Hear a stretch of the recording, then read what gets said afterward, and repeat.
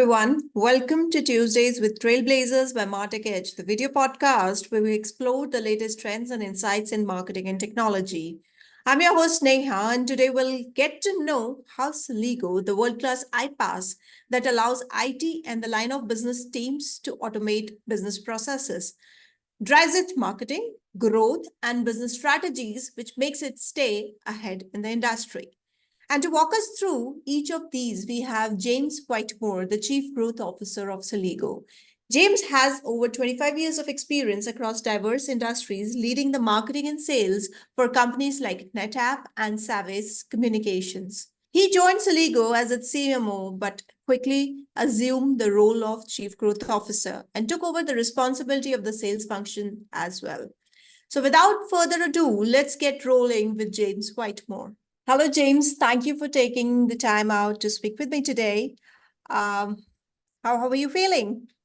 I'm doing good. It's a new year, and we're off to a flying start in January. So that's good. Okay. Yeah. All right. We'll begin by knowing a little bit about your career before we hop on to your latest experience as Celigo's Chief Growth Officer.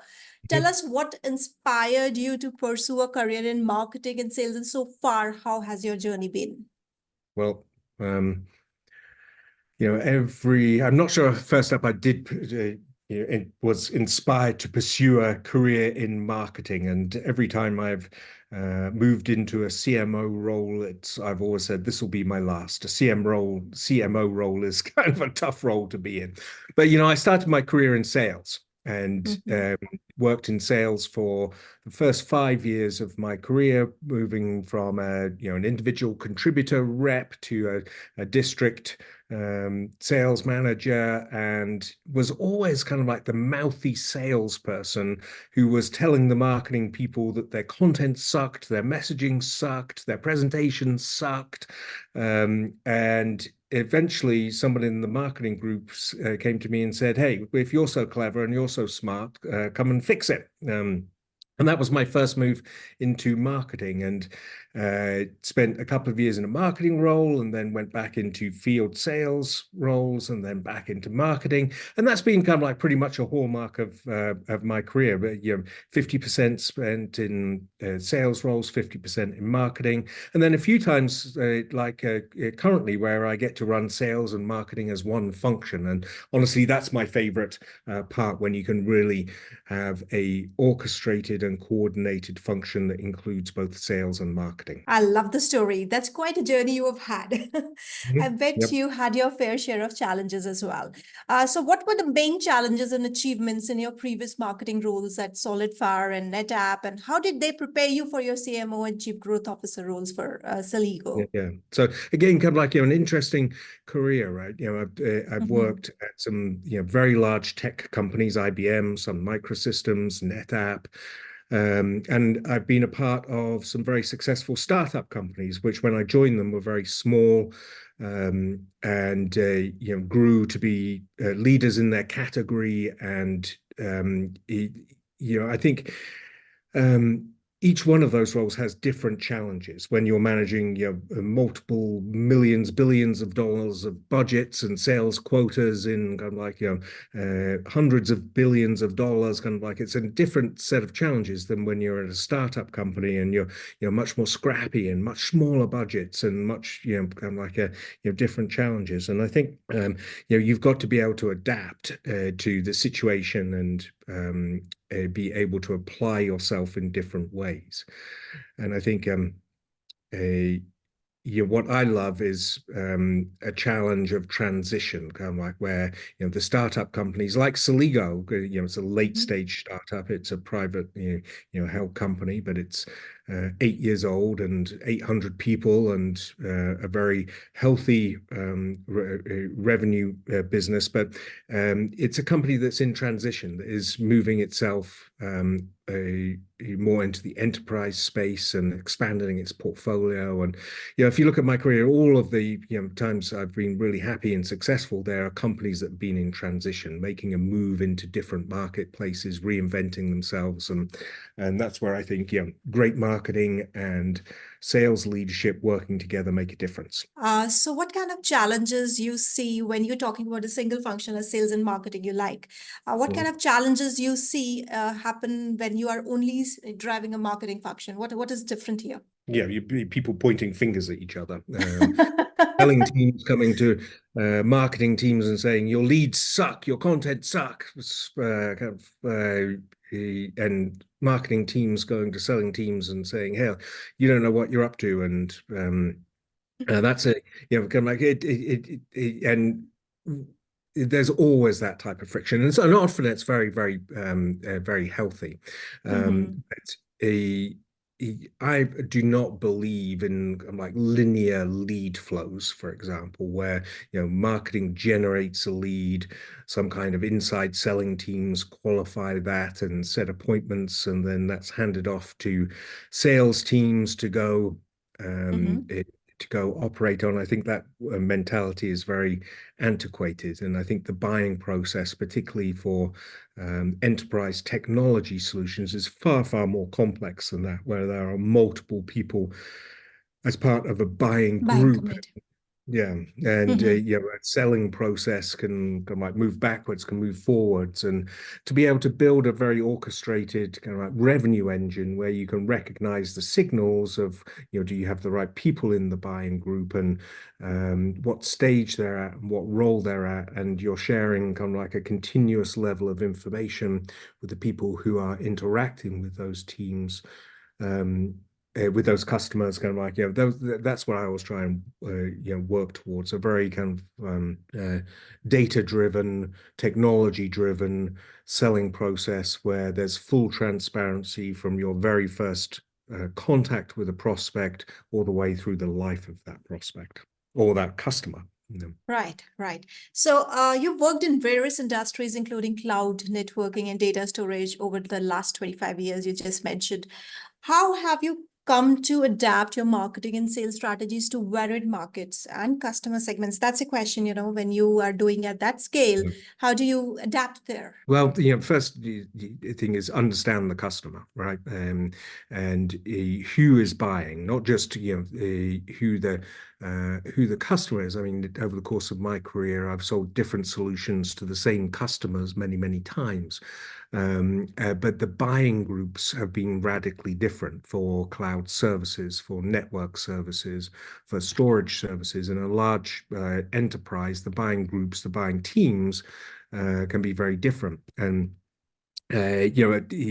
you'll always end up at the CIO table, the CFO table, but the people who are actually doing the research and recommending the solutions can be very different. And understanding them, who they are, what their challenges are, what problems they're trying to solve, what technology they have deployed that they have to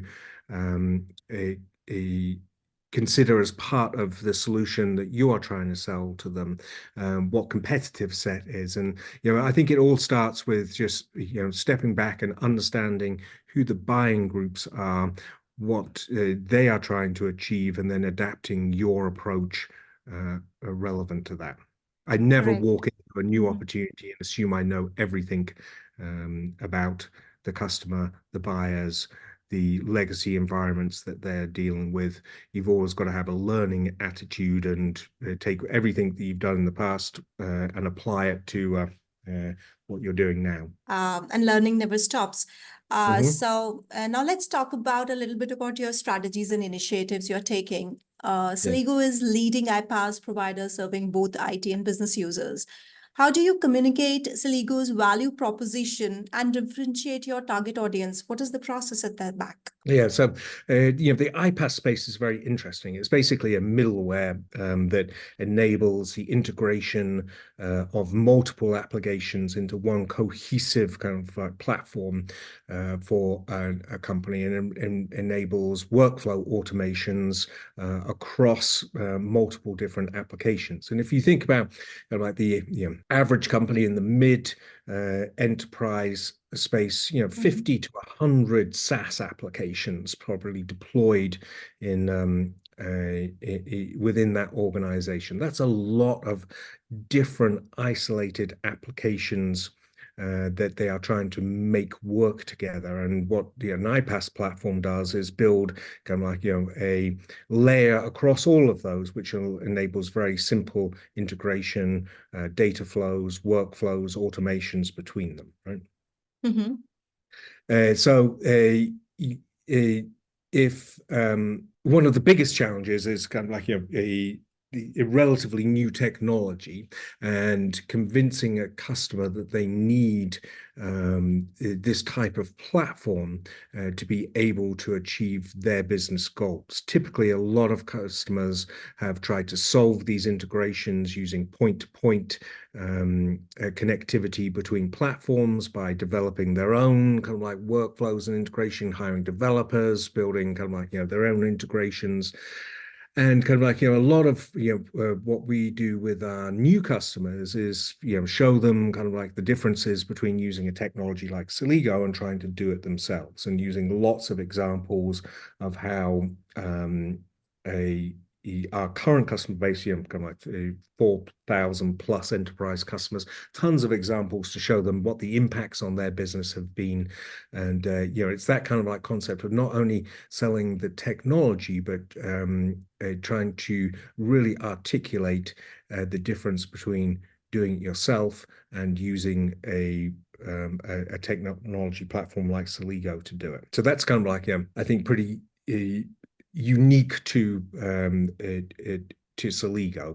A lot of people that we talk to don't know what an iPaaS platform is in the first conversations, and there's a lot of early stage selling about do it yourself or use this type of technology. And when you try and differentiate the technology, so the first thing is differentiate from kind of like trying to do it yourself. The second is there are many alternative type of solutions to Celigo, and it's a combination of the platform functionality and usability of the platform, not just what it does, but how it does it, and showing kind of like how a platform that we provide is designed for not only technology users, but many users of the platform are business line owners who aren't technologists but are tech savvy, and their ability to use the platform and manage their own workflows and automations.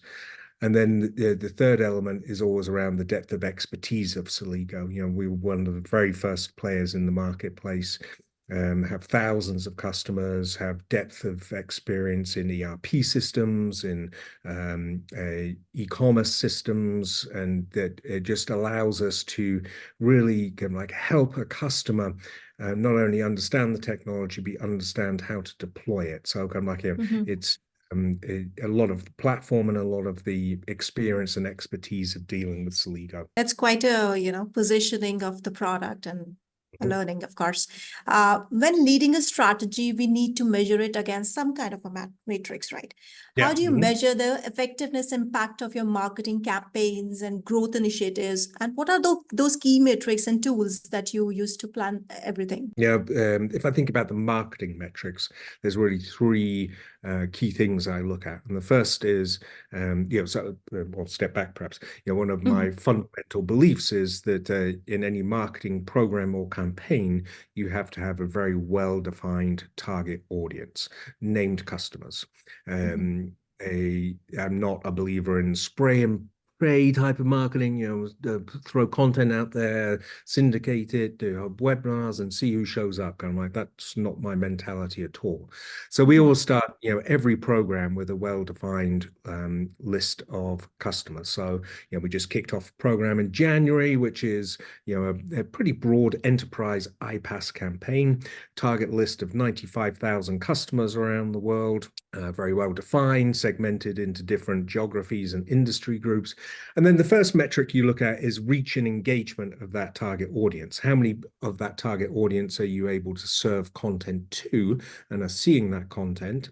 And then engagement being how many people are taking action on that content, clicking through, or downloading a specific piece of content. So reach and engagement of your target audience is number one. Mm-hmm. Second is kind of like, certainly over the last 5 years, I've started to move the kind of like the marketing contribution metrics further down the funnel, away from kind of like, just leads, marketing generated leads, or qualified leads or accepted leads, to be more kind of like a revenue focused, or number of opportunities that are created, or pipeline. So typically look at kind of like number of opportunities and or pipeline that's created from specific campaigns. And also look at the level of effort that is required to move a lead to an opportunity and to create pipeline. So not only what tactics, but how many ads had to be served, how many kind of like people had to be engaged in a webinar, or how many people, you're looking at level of effort. And it's tools like one of my favorite tools is a tool called Caliber Mind, which enables you to build just a really complete picture of every engagement you've had with that lead as it moved through the funnel, and come up with a level of effort score, not just in terms of the cost, but the types of content, kind of what happens. So you're always looking at the level of effort it took to convert a lead, and you're looking to drive efficiency and lower that level of effort, basically. Then the third is kind of like beyond pipeline, it's revenue, and how much revenue, closed revenue, was actually influenced by different campaigns. And typically it's never just one campaign. Multiple campaigns may have standing what that was. So reach, engagement, opportunities, pipeline, level of effort, and revenue influence are the key things that we look at from a marketing perspective. Okay, that's quite insightful. When we talk about growth, we can bifurcate into short-term and long-term growth, right? Yeah. So how do you balance the short-term growth and long-term growth goals in your role to achieve the overarching business objectives? Yeah, and that's true. As a leader of the selling function as well as the marketing function, you're driven by quarterly targets and goals, annual targets and goals, new logo, revenue expansion, revenue retention, and churn management, and a lot of short-term goals. And the first thing is as a business leader, I think of myself as a business leader, not just the chief growth officer. My first job is to make sure that I've got the right team around me who are managing the day-to-day operations of the business and really driving those daily, weekly, quarterly type of goals. And then kind of like, as a member of the executive team, we take a slightly longer horizon, looking, the next 36 months as a high growth, late stage, privately held company. You typically have some very clearly defined horizon goals. The next 12 months, the next 18 months, we're going to hit these milestones. They could be expressed in terms of number of customer acquisitions, cost of customer acquisition, lifetime value of customers, but tend to be more strategic, looking of kind of like where do we want to be. And as an individual, kind of like you just have to learn to balance your time and between those more strategic goals and the short-term goals. And the key to me is having the right team around you who are truly on top of running the business. Rightly said. Teams always play a definitive role in companies' dynamics. And, how do you foster a culture of innovation and collaboration is very important. So share some best practices with us and some examples, maybe. Well, I think to me, it's just kind of like it's about your personality and the way that you show up as a leader. And with my team, several members of my team have been with me through startup companies and big companies, and have been a part of my career journey for many years. And then there's others around me, kind of like you're always trying to bring in fresh thinking and fresh ideas and develop talent. And But I think what I always try and do is just develop a culture of we're all learning here. We're all doing something new every day. We're not going to get it right every time, but we're going to do things that we are proud of and that we learn from. And I have this kind of like concept that you can do whatever you do, just make sure you're proud of what you've done. And it may not be the right thing. It may not kind of like yield the results you were looking for, but you did your best. And kind of like so that kind of like experimentation culture, but setting a standard that kind of like just be proud of what it is, do your best type of work, and that's just kind of like part of the team culture, and it just helps people be in a high growth environment. It helps people kind of like really um, experiment and test and learn and move forward. So it's kind of be proud of what you do, and be inquisitive and be a learner, and we'll be good. Correct. And that also puts the focus in the right place. Yeah. Correct. And moving on to the current trends and opportunities, how is Celigo positioned to take advantage of them? How do you plan to overcome the primary challenges and threats you anticipate? Yeah, and it's a good market to be in. Kind of like I think when I joined Celigo, kind of like I knew what I was looking for based on all of my past experiences, and kind of like you're looking for a company that has a combination of market opportunity, platform advantage, financial stability in the company, and a leadership team who are committed to a longer term vision and want to lead a category. And Celigo had all of those, and kind of like when I think about the market opportunity, like I was saying, like so many organizations do not even consider an iPaaS solution as a way to solve their problems.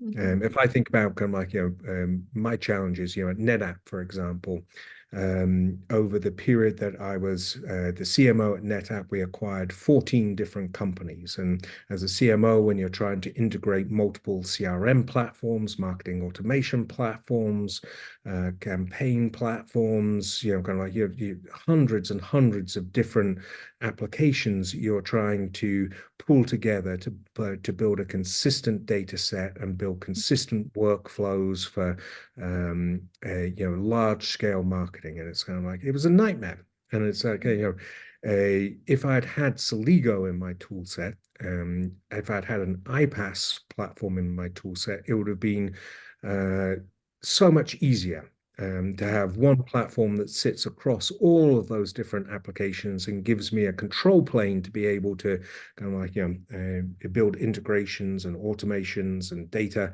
workflows. But I didn't know that it exists, and then my IT team didn't know it exists. They come like had teams and teams of people who were trying to build these integrations. So the market opportunity is huge, but our biggest challenge is making people aware that there are alternatives to try and solve some of these very complex integration problems. And that's the biggest challenge. It's an awareness challenge. And so a lot of what I do and the marketing teams do are right at the top of the funnel of kind of like that education. Here's an alternative solution and things.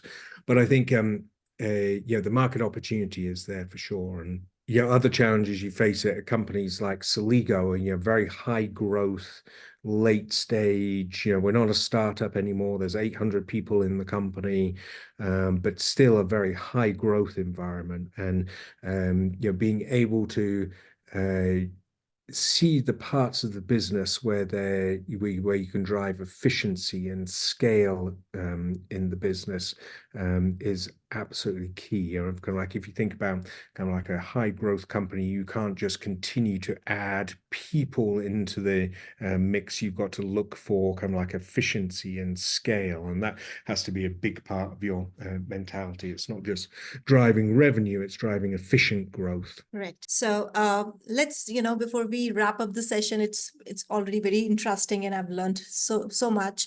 One last question before we let this session end: what are your personal and professional goals for the next year and beyond? Well, firmly establish Celigo as a market leader in the enterprise iPaaS area, and market leadership in terms of share of voice, in terms of growth of the company, in terms of customer acquisitions, in terms of third-party perceptions, analysts, the way that they position us in the marketplace.